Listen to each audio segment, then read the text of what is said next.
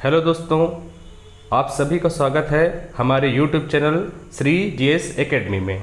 तो आज से हम भारतीय इतिहास का MCQ क्वेश्चन की एक नई सीरीज चालू कर रहे हैं, जिसमें हमारा सबसे पहले अभी का टॉपिक है प्रागैतिहासिक काल।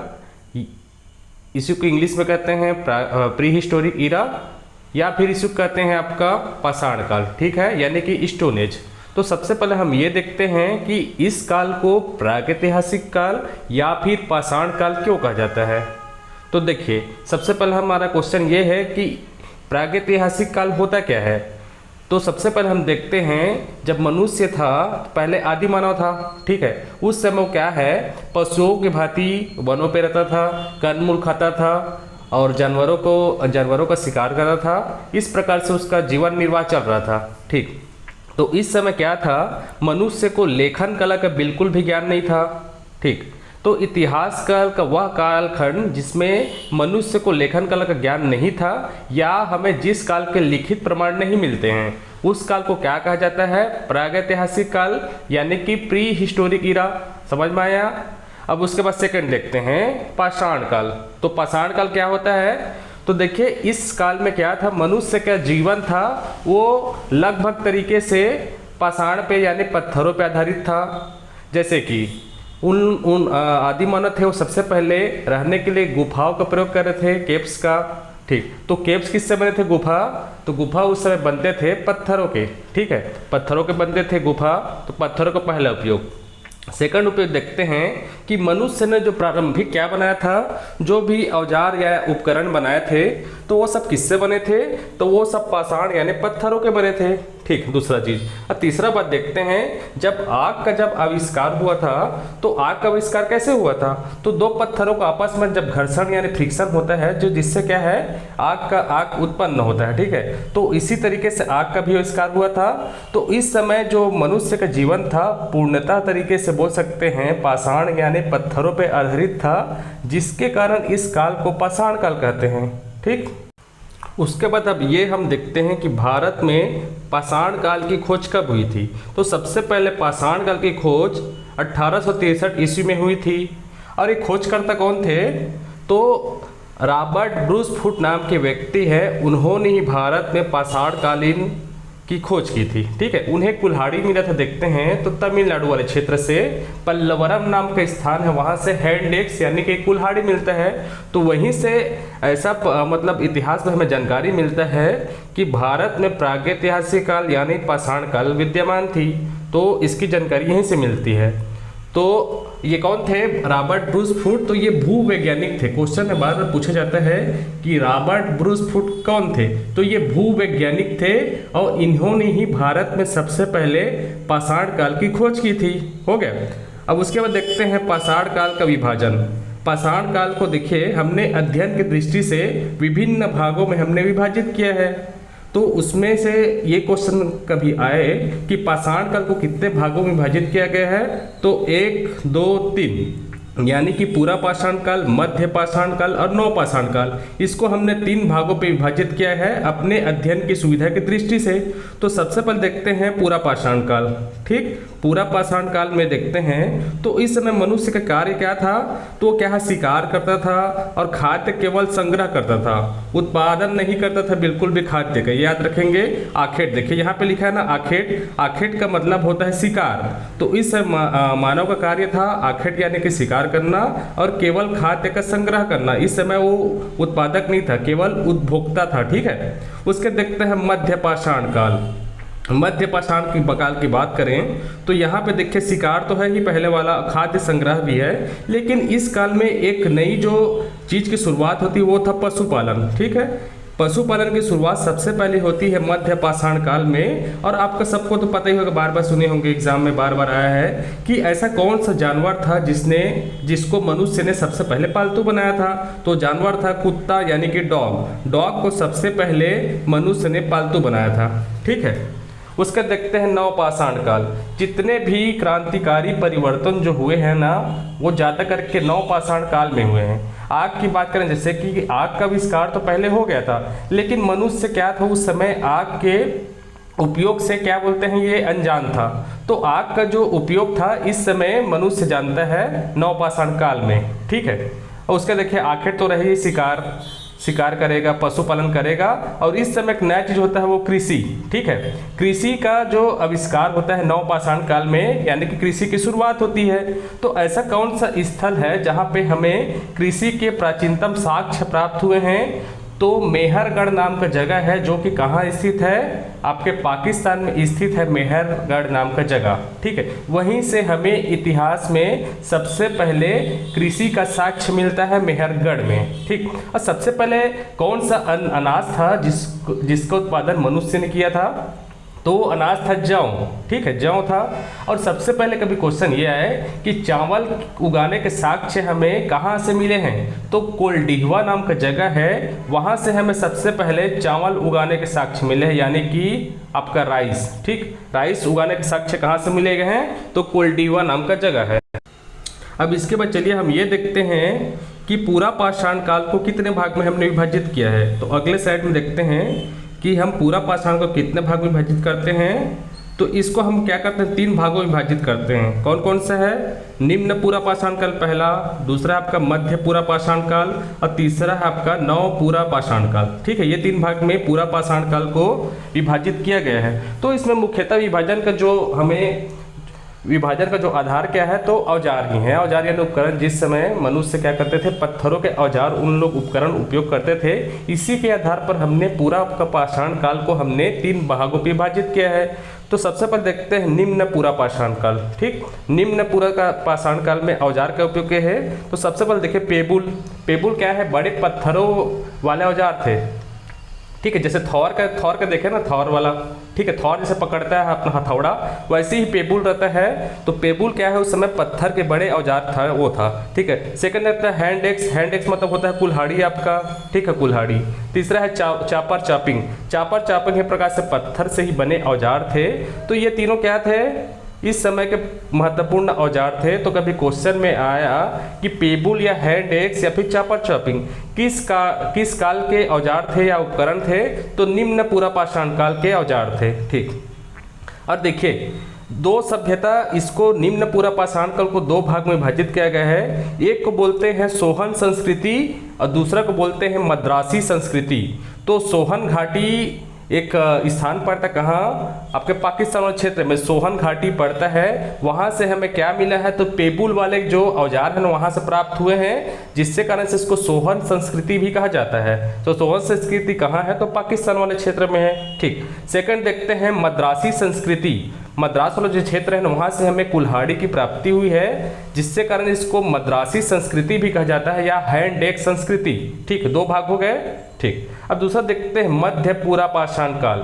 इस समय क्या है? देखिए पहले जो पत्थरों के औजार रहेंगे वो बहुत बड़े बड़े होंगे, लेकिन जैसे जैसे समय बढ़ते जाएगा वैसी वैसी क्या है, औजारों के जो उनके आकार है वो क्या है, छोटे होते जाएंगे, ठीक है, छोटे होते जाएंगे।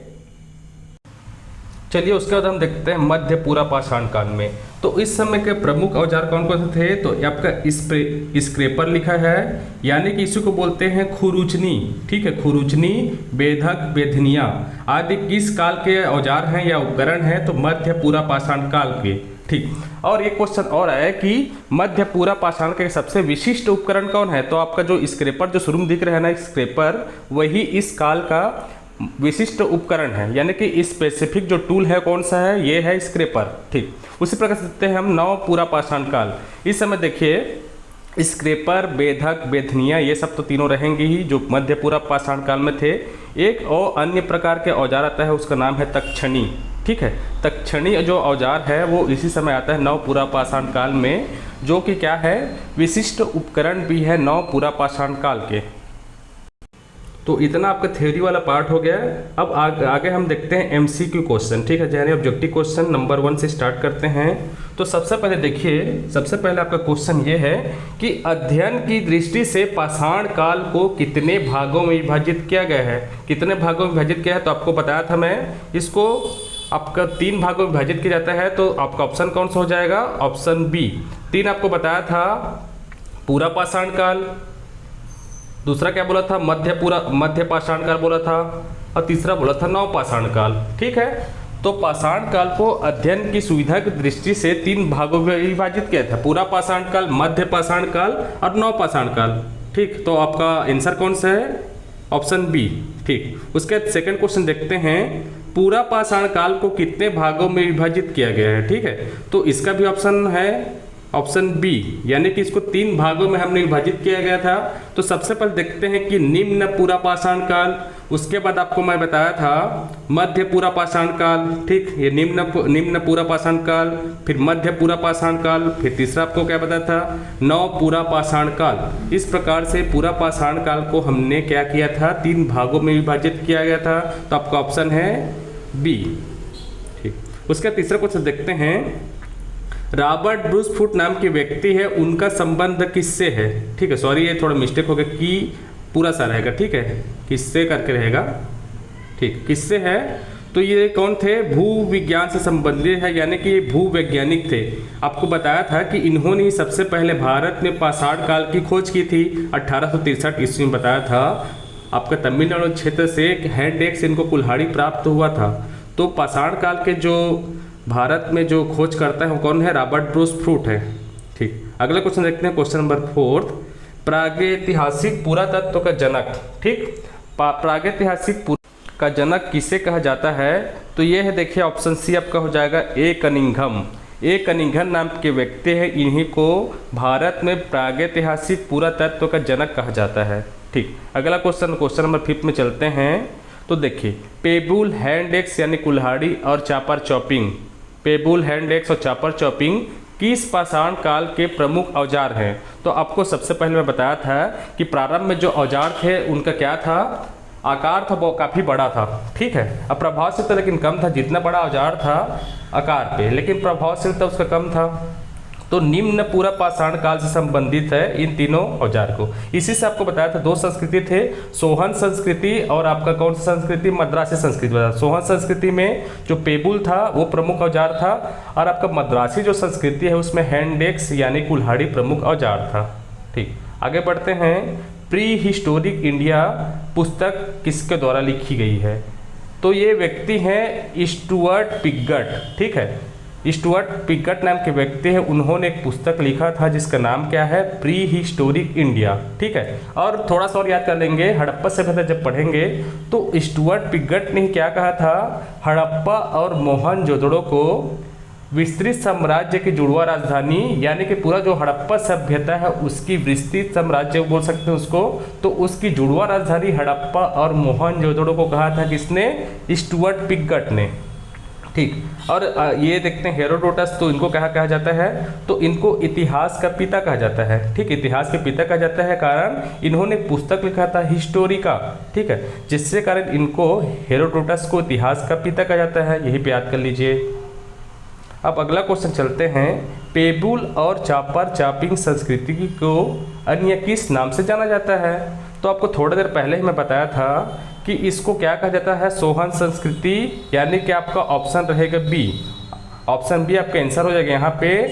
पेबुल एवं चापर चापिंग संस्कृति को सोहन संस्कृति भी कहा जाता है। तो सोहन जो घाटी है वो कहाँ स्थित है? तो पाकिस्तान पे स्थित है आपका सोहन घाटी। ठीक, याद करेंगे। अगला क्वेश्चन चलते हैं, हैंड एक्स संस्कृति को अन्य किस नाम से जाना जाता है? यानी कि इस समय जो प्रमुख उपकरण था वो क्या था? कुल्हाड़ी था। तो इसको कहा जाता है मद्रासी संस्कृति, यानी कि ऑप्शन आपका ए हो जाएगा। हैंड एक्स संस्कृति को ही अन्य नाम मद्रासी संस्कृति के नाम से भी जाना जाता है। तो आपका 8 का कौन सा आंसर हो गया? ए, मद्रासी संस्कृति। आगे बढ़ते हैं क्वेश्चन नंबर 9 पे, किस पाषाण काल को फलक संस्कृति, यानी कि इस समय फलक की सहायता से औजार थे वो बन रहे थे, तो किस काल को कहा जाता है फलक संस्कृति? तो आपका मध्य पूरा पाषाण काल को कहा जा रहा है यहाँ पे फलक संस्कृति। कारण आपको बता ही चुका हूँ कि इस समय क्या है, जो औजार थे वो पत्थर के फलक की सहायता से औजारों का निर्माण हो रहा है इस समय। ठीक, उसके बाद क्वेश्चन नंबर 10 पे बढ़ते हैं। स्क्रैपर यानी खुरुचनी किस काल का विशिष्ट उपकरण है? ठीक है, तो किस काल का उपकरण है? तो मध्य पूरा पाषाण काल आपको बताया था। स्क्रैपर इस समय का क्या था? विशिष्ट उपकरण था मध्य पूरा पाषाण काल में। ठीक, अगला क्वेश्चन पढ़ते हैं हम क्वेश्चन नंबर 11 में। ज्ञानी मानव यानी होमोसेपियंस का उदय किस काल में हुआ था? तो देखिए होमोसेपियंस यानी ज्ञानी मानव का उदय किस काल में हुआ था? तो यह है आपका उच्च पूरा पाषाण काल में। ठीक, उच्च पूरा पाषाण काल में आपका ज्ञानी मानव यानी होमोसेपियंस का उदय हुआ। और ऐसा माना जाता है कि इसी समय जो आग का आविष्कार इसी समय हुआ था। हालांकि इसके उपयोग से जो आदि मानव था परिचित नहीं था। ठीक है, लेकिन इस समय हम मान सकते हैं कि आग का आविष्कार उच्च पूरा पाषाण काल के समय हुआ था। अब अगला क्वेश्चन नंबर 12 में बढ़ते हैं। तो देखिए किस काल में पत्थर के ब्लेड किए से औजार बनाने की शुरुआत हुई? तो आपका है ये आंसर हो जाएगा आपका ऑप्शन सी, उच्च पूरा पाषाण काल। उच्च पूरा पाषाण काल में पत्थर के ब्लेड की सहायता से जो औजार थे उनका निर्माण होने लगा था। ठीक, अगले देखते हैं क्वेश्चन नंबर 13। तक्षणी किस काल का विशिष्ट उपकरण है? तो ये इसका भी आंसर क्या होगा? ऑप्शन सी, उच्च पूरा पाषाण काल। आपको बताया था ना तक्षणी नाम का एक नया उपकरण बनना इस समय स्टार्ट हो गया था। तो उसकी शुरुआत किस समय हुई थी? तो उच्च पूरा पाषाण काल की, यानी कि यहाँ पे ऑप्शन आपका सी सही हो जाता है, उच्च पूरा पाषाण काल। उसका अगला देखते हैं। अगला देखिए इंपॉर्टेंट क्वेश्चन है, हड्डी या हाथी दांत एवं सीख का प्रयोग उपकरण बनाने के लिए सर्वप्रथम कब किया गया? तो देखिए सबसे पहले हाथी दांत सींग वगैरह जो है ना हड्डियों के, इनका उपयोग किया गया था उच्च पूरा पाषाण काल, यानी कि यहाँ पे आपका आंसर हो जाता है सी। ठीक, इस समय इन सबसे उपकरण बनाने जाने की शुरुआत हुई थी। और एक देखिए जगह है बेलन घाटी नाम का। और बेलन घाटी में जो एकदम से जगह एक्चुअल एग्जैक्ट अगर लोकेशन की बात करें, लोहंदा, ठीक है, लोहंदा नाम की एक जगह है, वहाँ से हमें क्या है हड्डियों या हाथी दांत के बने हमें उपकरणों की प्राप्ति हुई है। तो ऑप्शन में आपका रहा बेलन घाटी रहा या लोहंदा रहेगा, तो ये दोनों आपका सही रहेगा। ठीक, आगे बढ़ते हैं। मानव द्वारा रहने के लिए गुफाओं का प्रयोग किस काल में प्रथम बार किया गया? तो गुफाओं का सबसे पहले प्रयोग किया गया था उच्च पूरा पाषाण काल में। इस समय गुफाओं का प्रयोग किया गया था। और जहां गुफाओं में इन लोग रहते थे ना, वहीं पे क्या करते थे, दीवारों पर इन लोग क्या चित्रकारी बनाते थे। जैसे कोई जानवर है उसका जो मनुष्य लोग शिकार कर रहे हैं या पशु पक्षी, इस प्रकार से हमें वहां से चित्रकारी प्राप्त होती है। तो ऐसा कौन सा प्रमुख जगह था जहां से हमें चित्रकारी की भी प्राप्त होती है? तो जैसे कि भीमबेटका नाम का जगह है आपका मध्य प्रदेश में, तो वहां पे हमें चित्रकारी की प्राप्त होती है। तो इसी गुफाओं से संबंधित स्थान है आपका भीमबेटका। ठीक, अगला क्वेश्चन बढ़ते हैं। प्रागैतिहासिक काल में किस स्थान से चित्रकला का प्रथम साक्ष्य मिला है? तो आपको अभी मैंने बताया है कि भीमबेटका नाम का जगह है आपका एमपी में। तो वहीं से क्या करते हैं यहाँ पे जो, चलिए तो अगला क्वेश्चन हम देखते हैं, क्वेश्चन नंबर 17 नंबर क्वेश्चन आपका ये क्या बोल रहे, देखिए प्रागैतिहासिक काल के किस कालखंड में पशुपालन की शुरुआत हुई? तो पशुपालन की सबसे पहले जो शुरुआत हुई वो हुई थी आपकी मध्य पाषाण काल, यानी कि हाँ यहाँ पे आपका ऑप्शन बी सही हो जाता है, मध्य पाषाण काल में आपका पशुपालन की शुरुआत हुई। तो सबसे पहले कौन सा जो जानवर था जिसको मनुष्य ने पालतू बनाया था? तो आपको पहले बताया था मैं कुत्ता, ठीक है ना, डॉग ऐसा पहला जानवर था जिसको मनुष्य ने सबसे पहले पालतू बनाया था।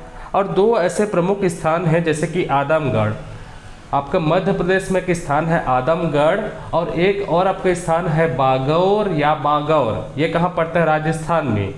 ये दोनों किससे संबंधित है? तो पशुपालन संबंधित प्रारंभिक स्थान है जहाँ से हमें पशुपालन के साक्ष्य की प्राप्ति हुई है, आदमगढ़ और बागौर, याद करेंगे।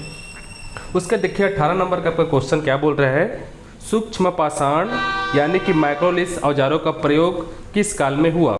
तो जो सूक्ष्म पाषाण यानी कि बड़े पाषाण के जो उपकरण बनते थे उससे छोटे वाले आकार, इसकी शुरुआत किस काल में हुई? तो मध्य पाषाण काल, यानी कि ऑप्शन आपका हो जाएगा सी, यहाँ पे इस काल में इसकी शुरुआत हुई।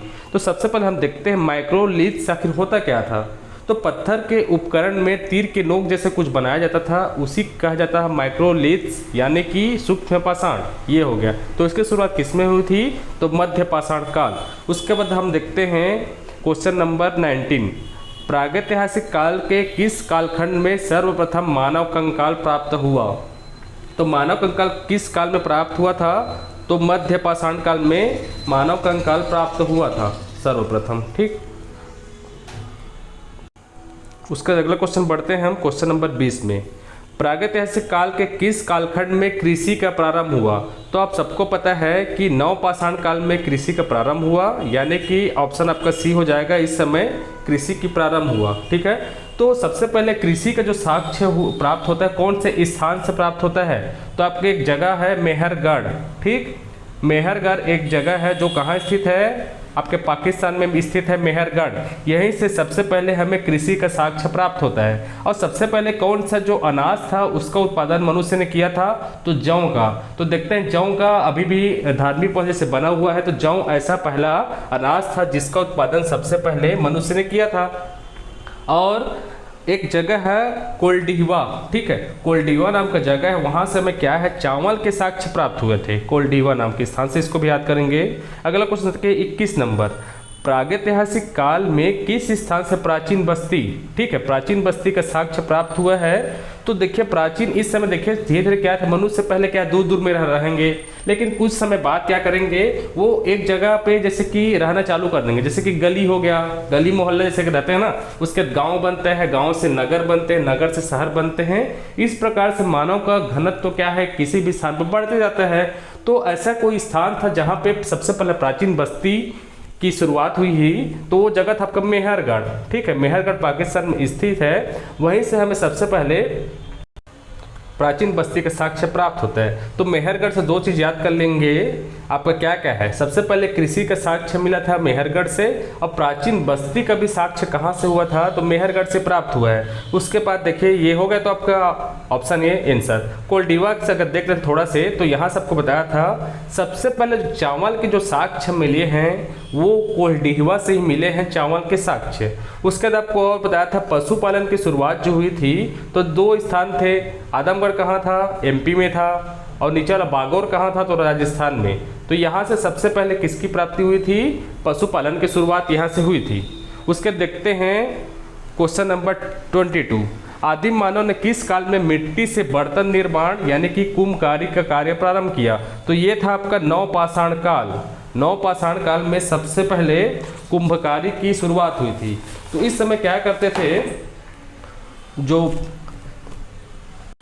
जो मटके वगैरह रहते थे वो सबसे पहले हाथों से बनाए जाते थे, लेकिन कुछ समय बाद क्या हुआ, चाक का आविष्कार हो जाता है, जिसके बाद चाक की सहायता से जो कुंभकारी था उसका निर्माण किया जाता था।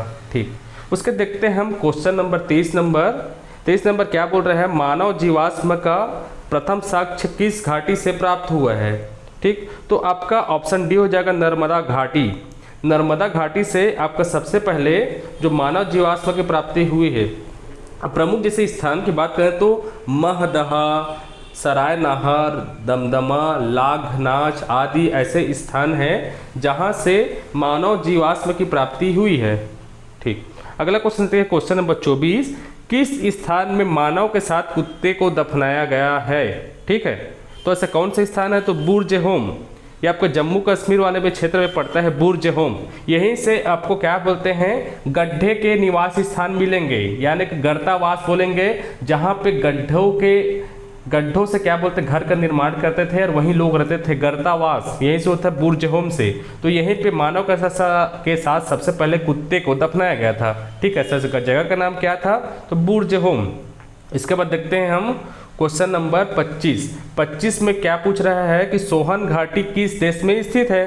तो आपको कुछ समय पहले ही बताया था कि जब पेबुल था या चापर चापिंग जो सभ्यता या संस्कृति थी, उसी को सोहन घाटी संस्कृति भी कहा जाता है। तो सोहन घाटी कहाँ स्थित है? तो पाकिस्तान में स्थित है आपका सोहन घाटी। उसका अगला क्वेश्चन देखिए, किस पाषाण कालीन स्थल को ताम्रवती या तांबा वाली कहा जाता है? तो ऐसा कौन सा स्थान है? तो आहाड़। ठीक है, आहाड़ नाम का जगह है जो कि कहाँ स्थित है? तो दक्षिण पूर्वी राजस्थान में एक स्थान स्थित है आहाड़। तो यहीं से हमें क्या बोलते हैं, इसी स्थान को क्या कहा जाता है? ताम्रवती या तांबा वाली कहा जाता है। अगला क्वेश्चन देखिए 27 नंबर का, कौन सा पाषाण काल स्थल किला और खाई से घिरा हुआ था? तो ऐसा कौन सा स्थान है? तो इनाम गांव। ठीक है, इनाम गांव नाम का जगह है जो कि किला और खाई से घिरा था। अब ये क्वेश्चन कभी और ये आया कि इनाम गांव कौन से मतलब राज्य पे स्थित है, तो आपका महाराष्ट्र पे स्थित है आपका इनाम गांव। ठीक, अगला क्वेश्चन बढ़ते हैं। पूरा पाषाण काल यानी कि इसी को और एक अन्य नाम से जाना जाता है पैलियोलिथिक युग, ठीक है, में मानव का मुख्य व्यवसाय क्या था? तो आपको सबको पता है कि पूरा पाषाण काल में मनुष्य क्या था, खाद्य उपभोक्ता था केवल, ठीक है, वो उत्पादन नहीं करता था और शिकार करके कंदमूल खाकर आदि से अपना जीविकोपार्जन करता था, ठीक है। तो इस समय उसका प्रमुख कार्य व्यवसाय क्या था? तो ये शिकार करना था, ठीक है, यानी कि आखेट भी बोल सकते हैं, कहीं ऑप्शन में आखेट भी रहा तो उसी का अर्थ होता है आपका शिकार। ठीक, क्वेश्चन नंबर 29 में चले जाते हैं। पहिए का आविष्कार कब हुआ? तो पहिए का आप सभी को आविष्कार जब कृषि का जब आविष्कार होगा ना, उसी समय पहिए का भी इसका आविष्कार होगा। तो ये किस समय होगा? नवपाषाण काल में होगा पहिए का आविष्कार। अगला क्वेश्चन जाते हैं। तो देखिए थोड़ा पहले आपको बताया हूँ कि इनाम गांव ही ऐसा स्थान था जो क्या था, किला और खाई से घिरा हुआ था। तो ये कहाँ है? तो ये आपका पड़ता है महाराष्ट्र में, ठीक है, महाराष्ट्र में है आपका इनाम गांव। उसके अगला आपका क्वेश्चन देखते हैं, क्वेश्चन नंबर 31। ये चिरांद नाम का जगह है, वो कहाँ से कहाँ मिला, कौन से यानी प्रदेश में से चिरांद? तो चिरांद आपका जगह कहाँ पड़ता है? आपका बिहार पे पड़ता है, ठीक है, ऑप्शन यानी आपका बी राइट आंसर हो जाएगा, बिहार। चिरांद कहाँ है? तो बिहार पे स्थित है। उसके देखते हैं अगला क्वेश्चन 32वां नंबर।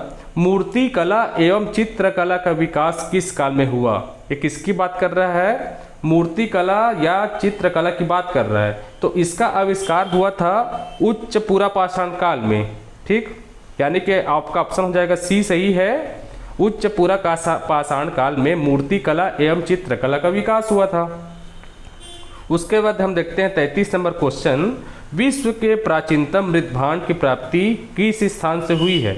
यानी कि कौन सा स्थान है जहां से सबसे पहले मृदभांड यानी मिट्टी के बर्तनों की प्राप्ति हुई है?